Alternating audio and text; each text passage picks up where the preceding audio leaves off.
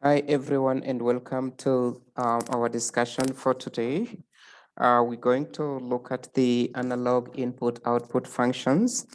The basically three main analog input-output functions, which are useful when it comes to programming Arduino microcontroller. We know that the Arduino microcontroller, being a digital computing device, operates only on digital signals, and therefore analog signals must be converted to digital form before they are processed or attended to by the Arduino microcontroller. So we have one of the analog input-output functions being the analog reference type function. And basically the analog reference type function, of course, that is the syntax of the function. This one here is analog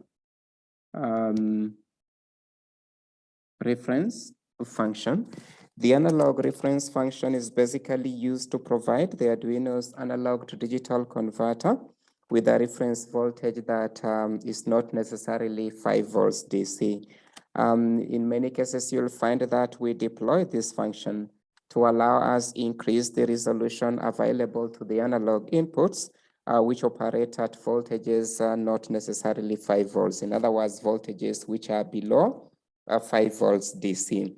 In this function, the type here is a variable, which is taken to represent the type of analog reference voltage for use by the ADC.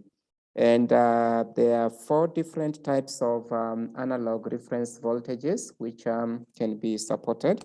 But before we look at the different analog reference voltages which can be supported, it is imperative to mention that we're trying to increase or raise the resolution that is available to the analog to digital converter, so that even if it is presented with analog inputs which are well below 5 volts DC, which is usually expected because there are some sensors which output analog signals which are well below 5 volts DC. So we still want the analog to digital converter to be able to digitize those signals and present them to the microcontroller in the required form.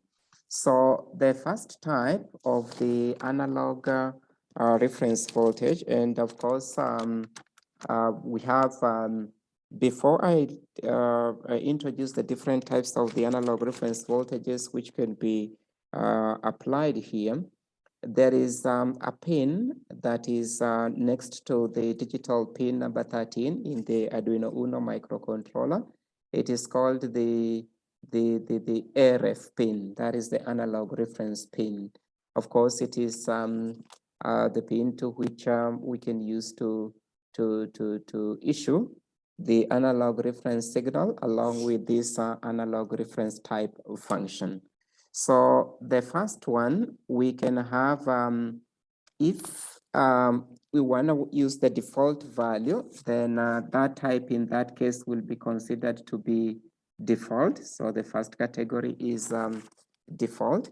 If the Arduino microcontroller is a 5 volts board, then the default ADC reference voltage will be 5 volts.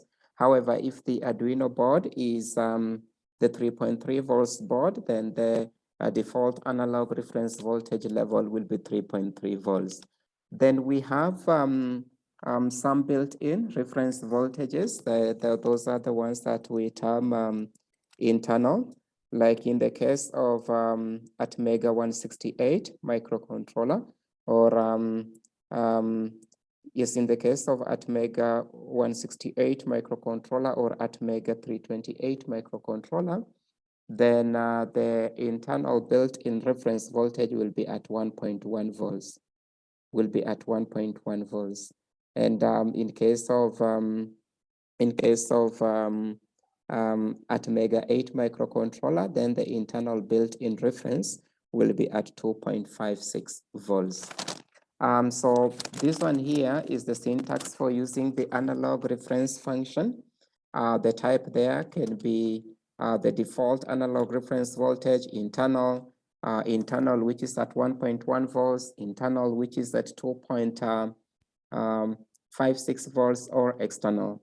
Of course, these two here are only supported in the Arduino Mega microcontroller. And then, of course, what is returned from this function is none. Take note of the fact that if we have the Arduino Mega microcontroller, then we will now specify the analog reference type as internal 1V1. V stands for volt, but the positioning means that now this one will be 1.1 volts. That one is applicable to Arduino Mega. Same case as internal 2V256 is a built-in analog reference voltage of 2.56 volts, also applicable to Arduino Mega microcontroller only. But in case you're using the analog reference pin, then now we will specify the analog reference type as external. And in this case now, the voltage that can be supported as reference will basically be 0 to 5 volts. And this is essentially what we said is necessary to allow the microcontroller operate or work with signals which are well below the 5 volts DC. Please take note of the fact that the once we have specified the analog reference type, we usually use the analog read function to enable us to read in the analog signal or the analog input. And this function of analog reference, it is necessary that it is of course only called once in a sketch, and we have to declare it before we deploy or utilize the analog read function. The analog read function is basically the next function that we are going to look at. Remember again that anytime that you want to use the analog read function for the very first time, it is important that we specify the analog reference type in use. Of course, if we don't specify the analog reference type in use, then the microcontroller will be operating with the default value, of the analog reference. The second function that I want us to have a look at in as far as the analog input-output functions are concerned is the analog read function. So this is the syntax of the analog read function. So basically the analog read command, we require it to enable us read analog input signal with a 10-bit resolution. It allows us to read analog input signal with a 10-bit resolution. For the Arduino Uno, it is known to have only 6 analog input pins, that is pins 0, 1, 2, 3, 4, and 5. So those are 6 pins, and they are the ones which operate with the analog read command, and as far as the Arduino Uno microcontroller is concerned. There is a formula that we usually use to determine or calculate the value that is returned by this function. But let us first of all take note of the fact that the value that is returned by analog read function will be a number between 0 and 1023. Of course, this is how we do the calculation. The number that is returned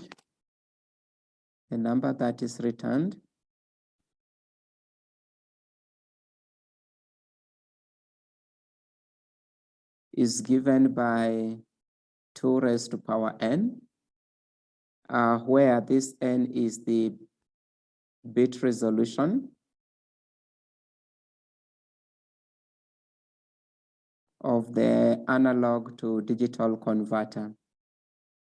In this case, because we are working with the 10-bit resolution,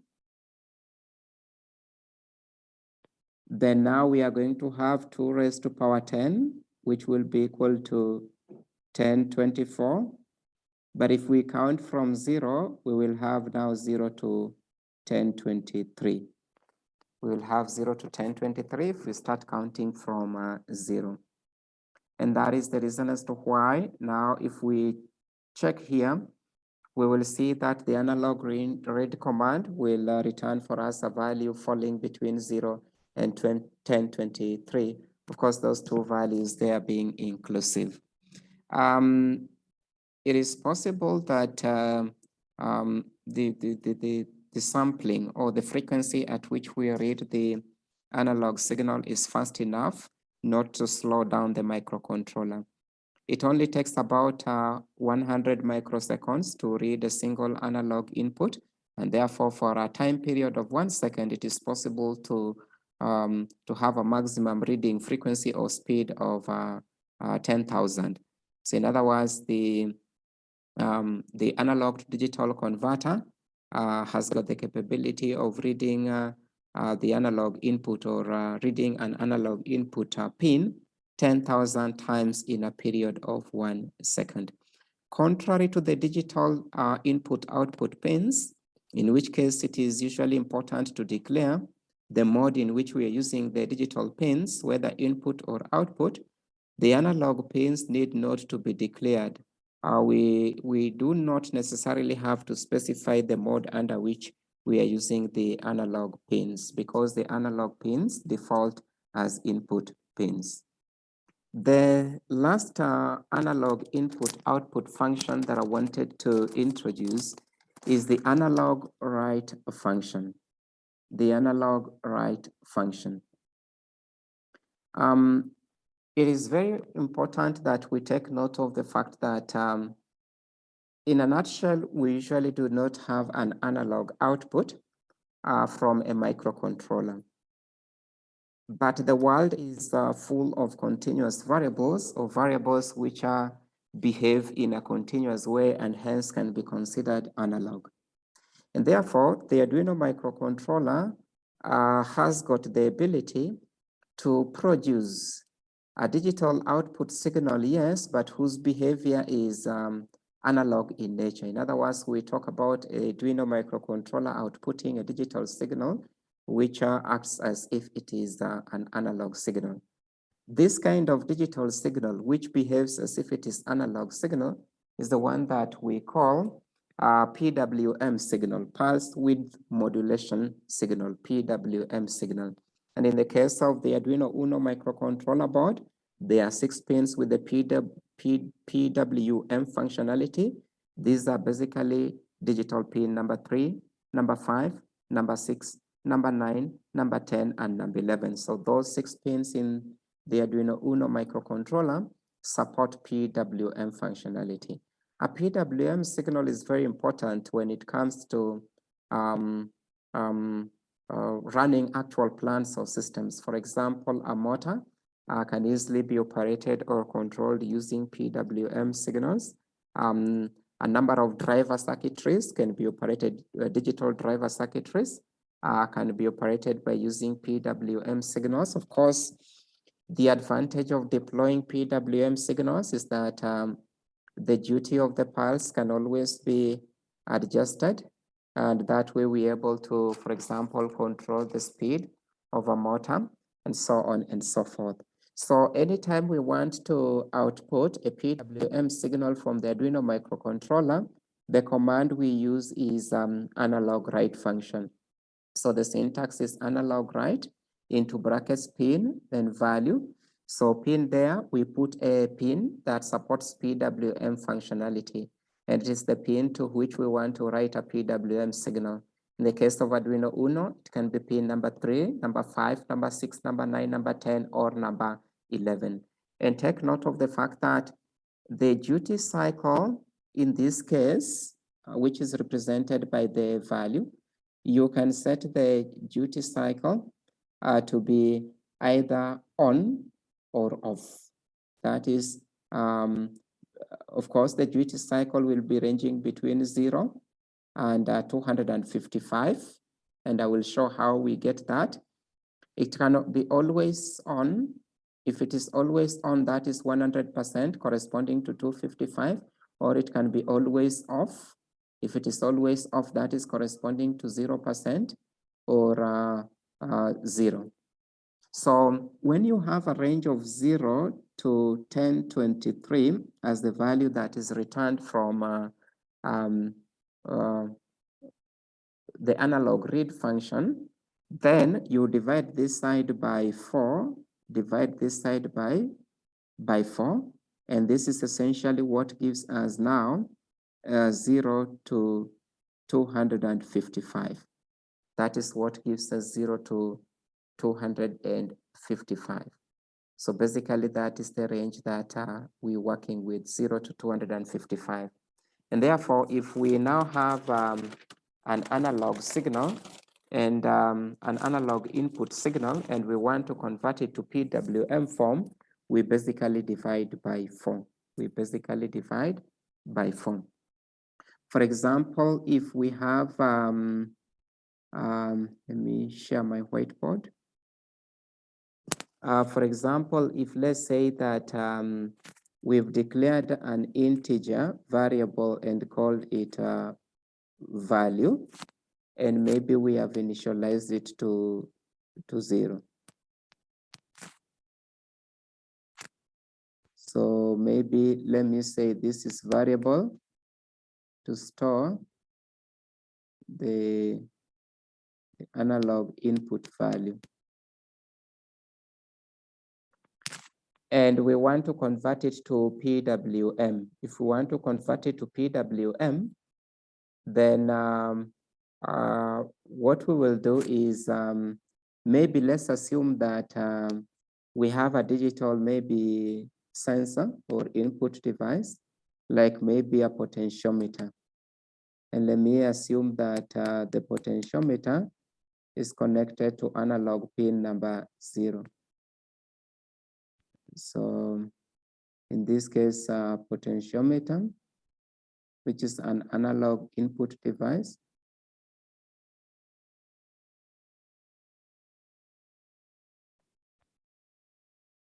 assume it is connected to analog pin number 0 in Arduino Uno microcontroller. Then now, in this case, I will first of all use the analog read function to read the analog input value. So of course, this one will be under void loop section.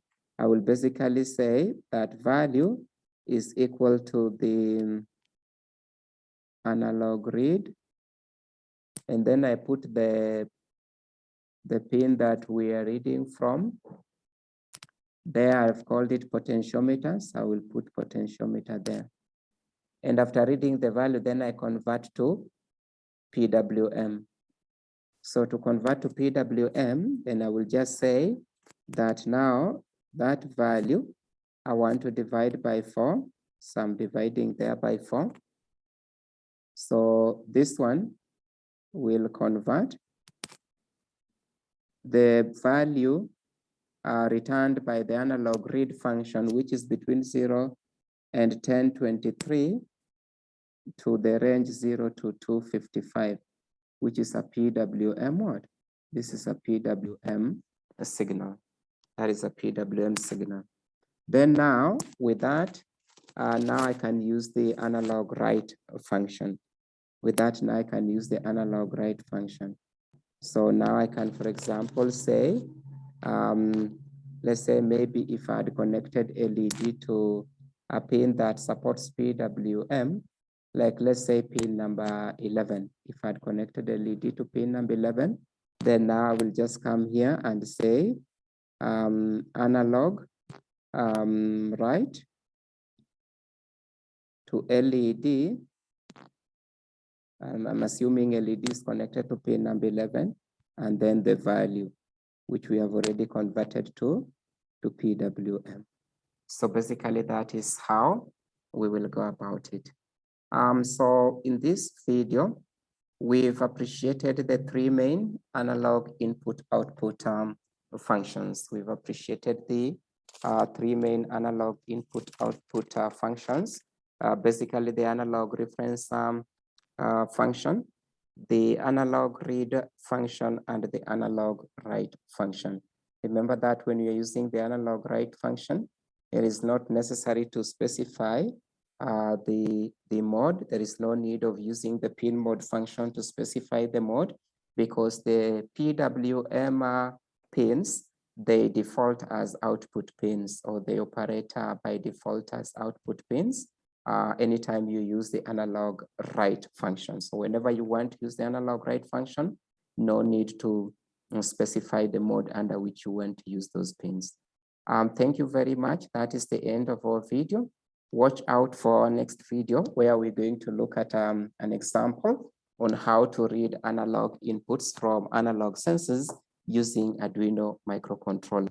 In case you're watching this channel for the first time, kindly take a second, hit the subscribe button. You can also like the video. For those who have already subscribed, thank you for your continued support. Bye-bye. Thank you.